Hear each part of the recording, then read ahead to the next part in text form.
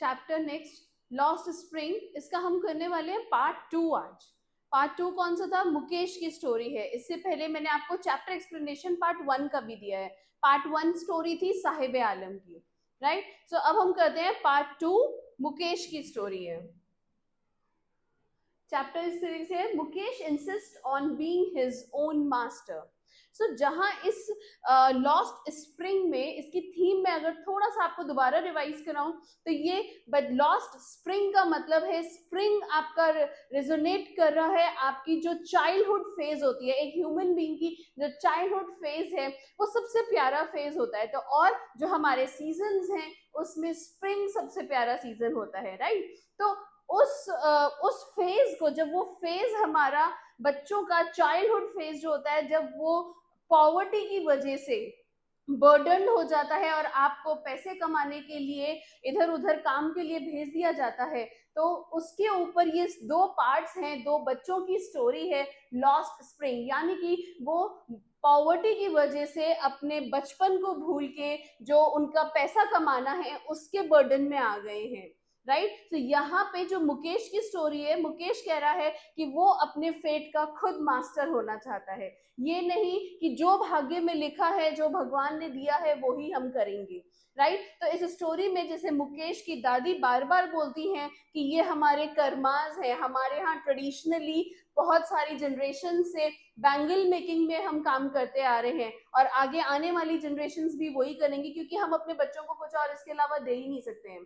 But यहाँ पे मुकेश थोड़ा अलग सोचता है। मुकेश अपने फेट का, अपने भाग्य का खुद डिसाइडर होना चाहता है। वो खुद डिसाइड करना चाहता है कि उसके भाग्य में, उसके आने वाले डेज में क्या लिखा है, right. So Mukesh insist on being his own master. I will be a motor mechanic. So वो क्या बनना चाहता है? वो एक मोटर मैकेनिक बनना चाहता है। ही अनाउंसेस, वो बताता है। The writer met a boy named Mukesh who inspired to become a motor mechanic. यहाँ पे जल्दी से बताइए राइटर कौन था? ठीक है, सो राइटर पहले साहिब आलम से मिली थी फर्स्ट पार्ट में, यहाँ पे वही राइटर अनीस जंग, यस। तो जो अनीस जंग है, जो राइटर है इस चैप्टर की, वो यहाँ पे मुकेश से मिल रही है, ठीक है।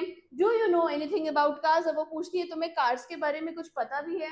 She asked him if he knew anything about the cars. I will learn to drive a car. अब मुकेश बोलता है पता नहीं है बट मैं सीख लूंगा कि कैसे ड्राइव करते हैं। He answers, looking straight into my eyes. Looking straight into my eyes का मतलब हुआ कि वो सीधे मेरे से कन्वर्स कर रहा है। Seems that it will be true in the future, but actually it will not be so. ऐसा क्यों कहा है सीम्स टू बी? क्योंकि उनकी कंडीशंस देख के इतना आसान नहीं है कि वो कार चलाना सीख लेगा, राइट। इसलिए उन्होंने बोला looking straight into my eyes, his dream looks like a mirage. Mirage क्या है? सॉरी, so mirage था, seems that it will be true in the future but actually it will not be so. So mirage मैं आपको बताती हूँ क्या होता है। राजस्थान वाला साइड में जहाँ पे डेजर्ट होता है, तो वहां पे आपको ना जब ट्रैवल करते हैं तो दूर से लगता है कि पानी है वहां पे, ठीक है। लेकिन जब आप पास जाते हैं तो वो कुछ एक लाइट्स का रिफ्लेक्शन है। ये एक साइंटिफिक फिनोमिना है। तो वो दूर से जब शाइन करता है तो लगता है पानी है, लेकिन जब आप पास जाते हैं तो ऐसा नहीं होता है वहां पे, ठीक है। इसीलिए मुकेश के ड्रीम्स जो है, जो कार का, मोटर मैकेनिक का ड्रीम है, उसको उन्होंने एक मिराज कहा है। मिराज का मतलब है जो लगता है कि हो जाएगा, लेकिन जब आप उसके करीब जाते हैं तो वो नहीं होता है। इसीलिए उन्होंने कहा है seems it will be true in future but ऐसा नहीं होगा, ठीक है। So looks like a mirage amidst the dust of streets. amidst मतलब in the middle of, उस उनकी कंडीशन क्या है, क्यों नहीं सच लग रहा है? क्योंकि जो उनकी कंडीशन है वो क्या है कि सारी जो डस्टी स्ट्रीट्स हैं that fill his town in Firozabad famous for its bangles. तो कहाँ पे वो रहता है? उन स्ट्रीट्स में रहता है जहाँ पे वो डस्टी हैं, बहुत पॉवर्टी से लेडन है, और फिरोजाबाद में है जहाँ पे बैंगल मेकिंग बहुत फेमस है, राइट। सो मुकेश का सपना तो है, उसकी बड़े बड़े सपने हैं, लेकिन वो सच होते जितने वो दिख नहीं रहे हैं। Every other family in Firozabad is engage in making bangles. वहां पे हर कोई फैमिली जो है वो बैंगल्स मेकिंग में इन्वॉल्व है। It is the centre of India's glass blowing industry. Glass blowing industry का मतलब है industry related to making glasses, right. So वहां पे जितनी भी फैमिलीज हैं पूरे इंडिया में, ये एक सेंटर है जो ग्लास से रिलेटेड आइटम्स में डील करता है, where families have spent generations, वहां पे जनरेशंस बिता दी हैं लोगों ने इसी आर्ट में, बैंगल मेकिंग की आर्ट में, वर्किंग अराउंड फर्नेसेस। फर्नेसेस होता है, अगर आपको पता हो, हिंदी में बोलते हैं भट्टी उसको, ठीक है, जहां पे बहुत हाई टेम्परेचर में उसको पकाया जाता है, ठीक है। अगर आपको याद हो, कहीं पे आपने देखा हो, सो जैसे आप समझ लीजिए तंदूर जैसा उसमें टेम्परेचर होता है, वही ऑरेंज लाइट होती है, so high temperature, orange light, dim एकदम, तो वहां पे लोगों ने जनरेशंस गुजारी है काम करने में, वेल्डिंग ग्लासेस, ठीक है, उसको मोल्ड करना, जोड़ना, making bangles for all the women in the land. It seems ऐसा लगता है कि सारी दुनिया की जो बैंगल्स हैं लेडीज के लिए वो यहीं से आती हैं, राइट।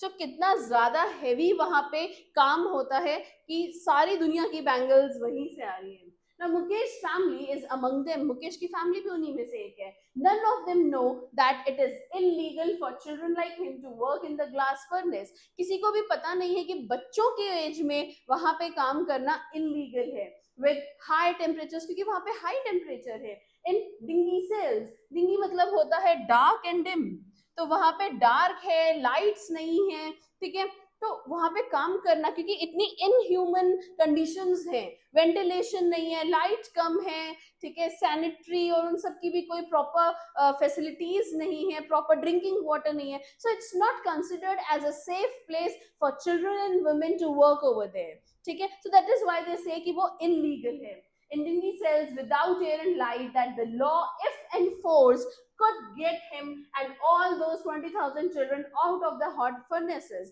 अगर पता चल गया, कंप्लेन हो गई, तो वहां पे कैसे 20,000 जितने बच्चे हैं जो उन्हीं इनह्यूमन कंडीशंस में उन हाई टेम्परेचर वाले फर्नेसेस में काम कर रहे हैं। Where they slog their daylight hours. Slog का मतलब है वर्क हार्ड, सारा दिन वो वहां पे मेहनत करते हैं, often losing the brightness of their eyes. और जब आप 365 डेज सुबह से शाम तक इतनी डार्क में काम करते हैं तो आपकी आईज को लाइट की आदत नहीं रहती है, and eventually at very young age you tend to lose your eyesight, and that is why brightness of the eyes का मतलब है here refers to the power to see. आप अपनी जो क्षमता है, जो कैपेबिलिटी टू सी है, वो लूज कर देते हैं, बिकॉज आईज को लाइट के साथ कैपेबल होना वो भूल जाती है और वो कैपेबल नहीं रहती है, ठीक है, और वो धीरे धीरे आप अपनी आई साइट खो बैठते हैं। सो इतनी इनह्यूमन कंडीशंस में वहां 20,000 से ज्यादा बच्चे काम कर रहे हैं, आप सोचो बड़े और कितने होंगे। Now Mukesh eyes beam as he volunteers to take me home. Beam का मतलब है कि shine brightly. अब मुकेश खुश हो जाता है और उसकी आंखें चमकने लगती हैं एकदम, वो मुझे अपने घर ले जा रहा है, which he proudly says is being rebuilt. उस घर को वो प्राउडली कह रहा है अभी अभी हमने नया बनवाया है। अगर कोई आपसे ऐसा कहे और आपको अपने घर लेकर जाए तो आपकी उम्मीदें बढ़ जाएंगी कि यार बहुत अच्छा घर बनवाया होगा अभी, राइट, या चलो उनकी कंडीशन देख के ये भी आप ये मान सकते हैं कि ठीक ठाक होगा, लेकिन एक्चुअल में कैसा होगा अभी देखते हैं। We walk down stinking lanes. अब हम रास्ते में कहाँ होते हुए जा रहे हैं, स्टिंकिंग यानी कि बहुत ही बैड स्मेल, बदबू आ रही थी, और उन लेन से होते हुए हम चोक्ड विद गार्बेज, और वो जो स्मेल थी वो किस चीज की थी, that was all blocked with garbage. Choked का मतलब है ब्लॉक्ड होना, सो कूड़े करकट गार्बेज से ब्लॉक्ड है। पास्ट होम्स दैट रिमेन, घरों से होते हुए, बिल्कुल ऐसे टूटे फूटे घर हैं, ठीक है, और उन घरों से होते हुए hovels with crumbling walls. hovels का मतलब है slums, यानी कि जो टूटे फूटे घर हैं, कच्चे घर हैं, उनसे होते हुए जिनकी गिरती हुई दीवारें हैं, crumbling मतलब falling down, गिरती हुई दीवारें हैं, wobbly means shaky, तो टूटे फूटे दरवाजे हैं जिसको अगर खोले तो पता लगा नीचे से स्क्रू टाइट नहीं है तो वो टेढ़ा मेढ़ा हो रहा है, ठीक है, सो wobbly doors हैं, कोई विंडोज नहीं है, crowded with families of humans and animals कोएग्जिस्टिंग, तो उन्हीं घरों में फैमिलीज रह रही हैं एक साथ, एक एक रूम में, एक एक जगह पे, जहाँ पे ह्यूमंस और एनिमल्स एक साथ रह रहे हैं, ठीक है। सो उनकी गाय भैंस बकरी सब उनके साथ ही रह रही हैं उन्हीं छोटी प्लेसेस पे इन अ प्रिमिबल स्टेट। प्रिमिबल का मतलब होता है प्री हिस्टोरिक, कि जैसे बहुत पहले रहा करते थे लोग सब एक साथ, वैसे ही रह रहे हैं। He stops at the door of one such house, ऐसे ही किसी एक घर के दरवाजे पे वो रुकता है। Bangs a wobbly iron door, hit करता है एक आयरन डोर को with his foot and pushes it open, और उसको खोल देता है। So that means उसका घर आ गया है, ठीक है। So this was his house. Now we enter a half built shack. अब ये उसके घर का सारा, इससे पहले जो था वो सारा रास्ते का था कि वहां पे जो स्लम्स थे, एरियाज थे, उनकी कंडीशन कैसी है, अब उसके घर की कंडीशन कैसी है। So we enter a half built shack. In one part of it thatched with dead grass. Thatched का मतलब होता है cover with dry grass. तो एक जगह पे घर के सारी dry grass रखी हुई थी, ठीक है। Is a firewood stove over which sits a large vessel. दूसरी तरफ एक ऐसे फायरवुड है, राइट, एक ऐसे आप कह लो चूल्हा जला हुआ है जिसपे एक बड़ा सा बर्तन रखा है कुछ बनने के लिए, ऑफ सिजलिंग स्पिनच लीव्स। तो क्या स्पिनच इज पालक, शायद उस पे पालक उसके अंदर बन रहा है, ठीक है। On the ground in large aluminium platters are more chopped vegetables, और उसी के पास ग्राउंड पे कुछ एल्यूमिनियम के बड़ी बड़ी प्लेटें, थाल, कुछ भी बर्तन रखे हैं, ठीक है, जिसमें और भी ज्यादा chopped vegetables काट के रखी हुई हैं। A frail young woman is cooking the evening meal for the whole family. Frail का मतलब होता है एक thin, weak, ठीक है। सो एक थिन वीक सी जो लेडी है वो पूरी फैमिली के लिए शाम का खाना बना रही है। And through her eyes filled with smoke, उसकी आंखों में पूरा स्मोक भरा हुआ है। कौन सा स्मोक है ये, वो जो उस फायरवुड स्टोव से निकल रहा है, यानी कि उस चूल्हे से जो निकल रहा है वो उसके पूरे चेहरे पे पड़ रहा है। Still she in that smoky area she is preparing the food for the family, right. She is the wife of Mukesh's elder brother. So ये जो आपकी frail young woman है, ये कौन है, ये उसके मुकेश के जो बड़े भाई हैं उनकी वाइफ है, यानी कि उसकी भाभी है। Not much older in years, वो ज्यादा बड़ी नहीं है उम्र में। She has begun to command respect as the बहू, ठीक है। So command respect मतलब she is worthy and so is respected. तो उनको क्या रिस्पेक्ट मिलता है, घर की बहू होने का रिस्पेक्ट मिलता है। The daughter in law of the house already in charge of 3 men, उनके ऊपर कितने लोगों की जिम्मेदारी है, 3 लोगों की, उनके खुद के हस्बैंड की, मुकेश की और उनके फादर की, राइट। सो इतनी कम उम्र में ही she is doing all these things, सबकी रिस्पॉन्सिबिलिटी लेके पूरे घर का खाना बनाना and taking care of all the housemates. When the older man enters, she gently withdraws behind the broken wall. तो जैसे ही घर के जो ये ओल्डर मैन है, may be the father of Mukesh, वो एंटर करते हैं तो वो चुपचाप, जो भाभी है उनकी, वो पीछे अपने आप को कर लेती हैं, ठीक है। And brings her veil closer to her face. Veil होता है पर्दा, या जिसको आप बोल दीजिए दुपट्टा, जब लेडीज अपने सिर पे लेती हैं, ठीक है। सो वेल का मतलब है पीस ऑफ फाइन मटेरियल वोन बाय वुमेन। सो बेसिकली आप कह लो घूंघट कह लीजिए। तो वो जब देखती हैं कि फादर इन लॉ आ रहे हैं तो वो पीछे हो जाती हैं और अपना फेस वेल से ढक लेती हैं। एज कस्टम डिमांड्स, ये हमारे कस्टमरी है, हमारे ट्रेडिशंस में ये है कि डॉटर इन लॉ अपना फेस वेल से छुपा लेती हैं जब मेल एल्डर्स आते हैं। In this case the elder is an impoverished bangle maker, और यहाँ पे वो जो ओल्ड मैन है जो आया है, जो फादर है, वो कौन है, he is impoverished bangle maker. Impoverished means बहुत ज्यादा पुअर बैंगल मेकर है। Despite long years of hard labor, first as a tailor, then as a bangle maker, he has failed to renovate a house. So इतनी कड़ी मेहनत उन्होंने labour बन के की है, उसके बाद भी उन्होंने पहले टेलर का काम किया, फिर बैंगल मेकिंग का काम किया, उसके बाद भी वो एक प्रॉपर रेनोवेशन अपने घर का नहीं कर पाए। इसका मतलब कोई बहुत हैवी उनकी इनकम नहीं हो पाई, ठीक है। बेयर मिनिमम जो जिससे रोजी रोटी, रोज का गुजारा चल सके, उतना उन्होंने कमाया और बस जिंदगी जी है, right. Send his 2 sons to school. All he has managed to do is teach them what he knows, the art of bangle making. So वो पूरी जिंदगी कुछ उनको ना पढ़ा पाए, ना घर रेनोवेट करा पाए, सिर्फ क्या सिखा पाए हैं, बैंगल मेकिंग की जो आर्ट है, बस वो सिखा पाए हैं अपने लोगों, बच्चों को, दोनों को, ठीक है। It is his karam, his destiny, says Mukesh की grandmother. मुकेश की grandmother कहती है ये हमारे कर्म है, ये हमारा भाग्य है. Right? Who has watched her own husband go blind with the dust from the polishing the glass of bangles, क्योंकि उन्होंने पूरी जिंदगी देखा है कि ये जो बैंगल्स हैं उनकी डस्ट को जब पॉलिश करते हुए उनकी आंख में जो कांच की डस्ट जाती है उसकी वजह से वो बहुत ही कम उम्र में ब्लाइंड हो जाते हैं. तो अब वो कहती हैं उन्होंने अपने हस्बैंड को ब्लाइंड होते देखा है, जनरेशन से होते आ रहा है, ऐसे ही है और हमें और कुछ नहीं आता है, तो ये हमारे कर्म है, भाग्य है. ठीक है. Can a God given lineage ever be broken, she implies.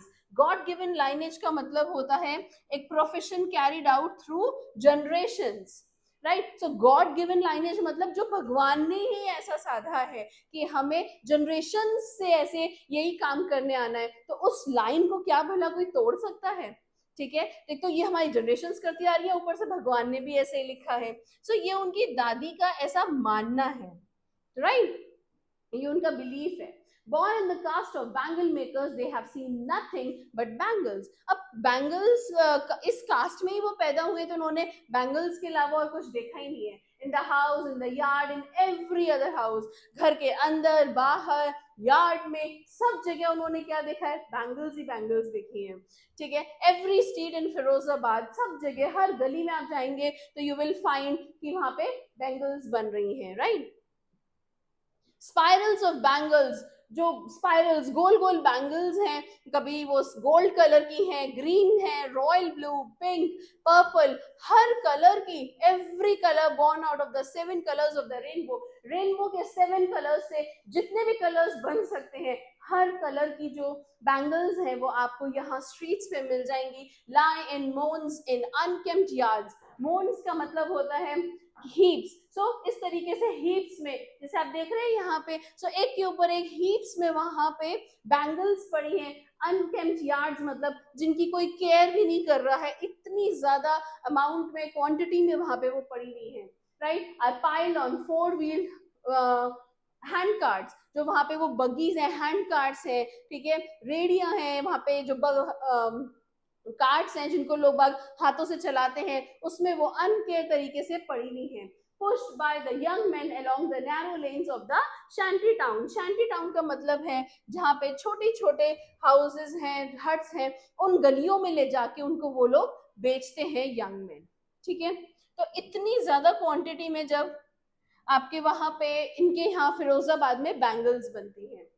And in the dark huntsmen next to the lines of flames of flickering oil lamps said boys and girls. और ये जो फर्नेसेस हैं जहाँ पे बिल्कुल छोटे फ्लिकरिंग ऑयल लैम्प्स, क्या होता है? जो ऑयल लैम्प्स हैं जब उनकी लाइट जो फ्लेम है वो बहुत कम हो जाती है, तो जितनी रोशनी रह जाती है बस उतनी ही रोशनी उन फर्नेसेस में होती है, जो जहाँ पे वो बॉयज एंड गर्ल्स बैठे हैं अपने पेरेंट्स के साथ, अपनी फादर्स और मदर्स के साथ, वेल्डिंग पीसेस ऑफ ये coloured glasses into colours of, into the circles of bangles. वहां पे वो बैठ के उन ग्लास को मोल्ड कर रहे हैं, उनको वेल्ड कर रहे हैं, डिफरेंट डिफरेंट कलर्स के ग्लासेस को. Right. Their eyes are more adjusted to the dark. उनकी आंखें डार्क में ज्यादा एडजस्टेड हैं बजाय लाइट के, क्योंकि वो दिन रात डार्क फर्नेसेस के पास काम करते रहते हैं, then to the light outside.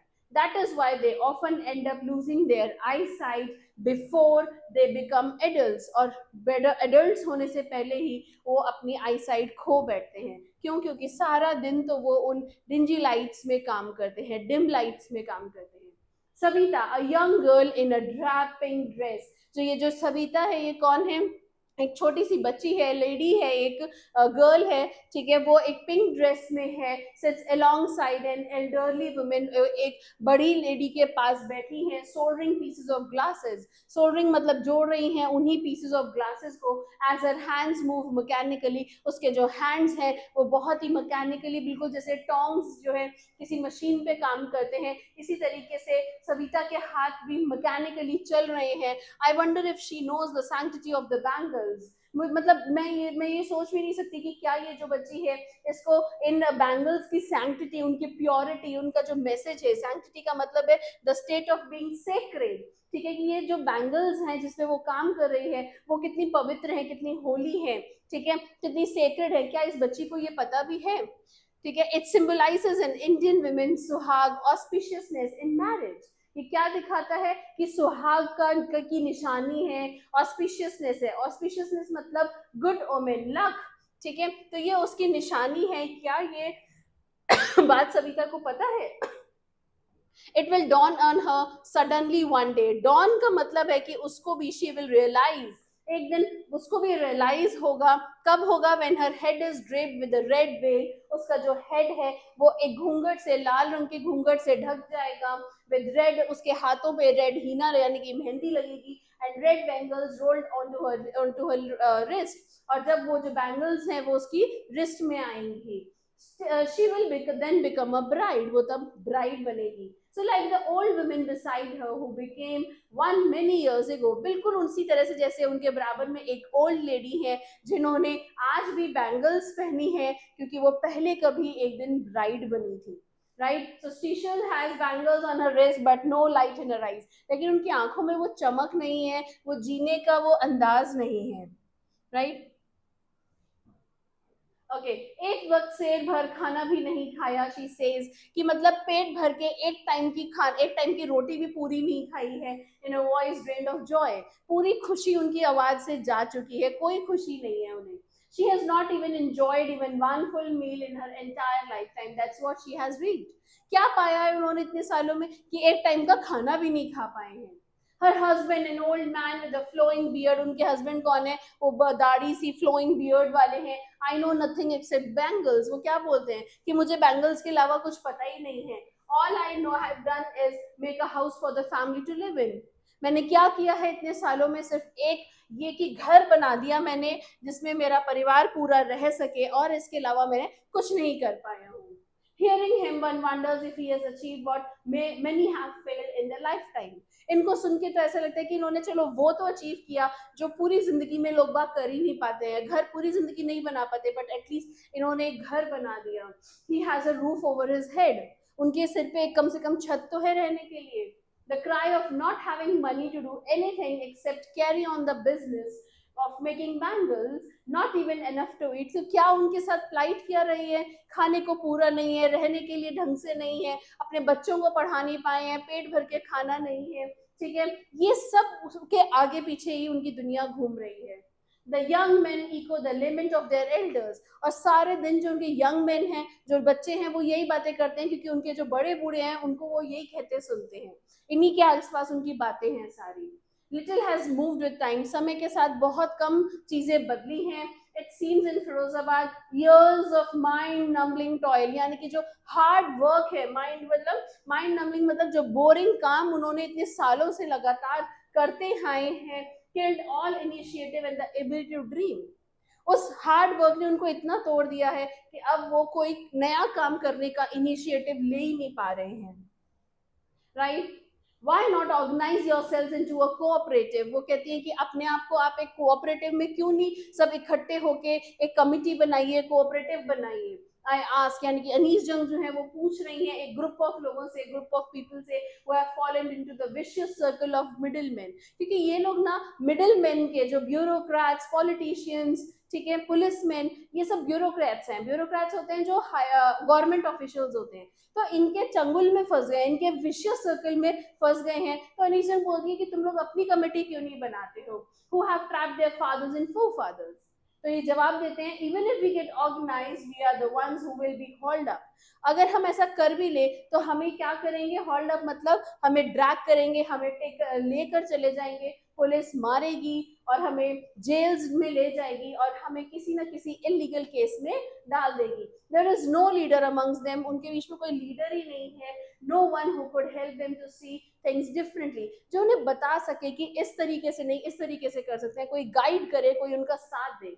There fathers are as tired as they are, इनके फादर्स भी उतने ही थक चुके हैं इन सब चीजों से जितने कि ये थक चुके हैं, तो ये आपस में भी एक दूसरे का साथ नहीं दे पा रहे हैं।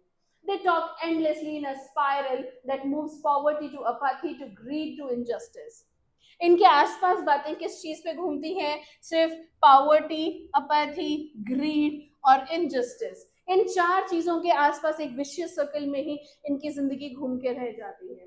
Listening to them I see two distinct worlds. इनकी दुनिया देख के, इनकी बातें सुन के मुझे ऐसा लगता है कि दो दुनिया अलग अलग हैं। एक ये जिनके पास अपॉर्चुनिटी नहीं है, पैसा नहीं है, स्लम्स में रह रहे हैं, और दूसरी दुनिया उन ब्यूरोक्रेट्स की, राइट, जो पुलिस मैन जो है, जो मिडिल मैन है, पॉलिटिशियंस हैं, जो इनसे वादे करके इनसे वोट ले जाते हैं, लेकिन बाद में कोई इनसे पेथी करने नहीं आता, इनके बारे में कोई सोचता नहीं है। सो ये दो इस तरीके की दुनिया है। Together they have imposed the baggage on the child that he cannot put down. इन दोनों दुनिया के लोगों ने इन बेचारे बच्चों के ऊपर वो बैगेज डाल दिया है कि ये बच्चे अपने बारे में कुछ नहीं सोच सकते, बस इन्हें अब पैसे कमाने हैं। Before he is aware he accepts it naturally as his father. बड़े होने से पहले ही वो अपने फादर की तरह बहुत ही नेचुरली इस बात को एक्सेप्ट कर लेते हैं। To do anything else would mean to dare. कुछ करने का मतलब है कि उनके खिलाफ आवाज उठाना, हिम्मत करना, डेयर करना, right. And daring is not part of his growing up. और डेयरिंग तो हमारा पार्ट ही नहीं रहा है, हम तो हमेशा डर के ही जिए हैं, right. So when I sense a flash of it in Mukesh I am cheered. अब जब ये मैंने मुकेश के अंदर देखी चीज, तो मुझे थोड़ी सी खुशी हुई, क्योंकि मुकेश इन सब चीजों को तोड़ के आगे निकलना चाहता है, कुछ अलग करना चाहता है। I want to be a motor mechanic. वो एक मोटर मैकेनिक बनना चाहता है। He repeats, I will go to a garage and learn, but the garage is long way from his home. उसके घर से बहुत दूर है, लेकिन फिर भी वो इंसिस्ट करता है कि वो पैदल जाएगा और वहां पे जाके मोटर मैकेनिक का काम सीखेगा। Do you also dream of flying a plane? उन्होंने थोड़ी बात घुमानी शुरू करी, तो उसने कहा नहीं, मेरे को प्लेन नहीं उड़ाना है। हालांकि वो उस टाइम पे नीचे देख रहा था, बट उसका मतलब ये नहीं, वो एम्बैरेसमेंट में था थोड़ा सा, क्योंकि उसे पता है कि ये काम तो हो ही नहीं सकता। बस तभी स्टोरी एंड होती है आपकी, और ऊपर से कुछ एयरप्लेन्स जो है वो फ्लाई करते हैं फिरोजाबाद के ऊपर से, राइट। सो ये था सेकेंड पार्ट आपका मुकेश का। पार्ट 1 साहिब आलम भी मैंने अपलोड कर दिया है, पार्ट 2 ये था, ये भी अपलोड हो गया, इसके क्वेश्चन आंसर्स भी हो गए हैं। प्लीज ये पूरा चैप्टर 2 पार्ट्स में है, 2 स्टोरीज हैं, इनको कंप्लीट कीजिए। और कोई भी प्रॉब्लम हो, मैं हर बार कहती हूँ, प्लीज कमेंट्स में लिखिए, आपकी प्रॉब्लम सॉल्व करूंगी, राइट। Thank you.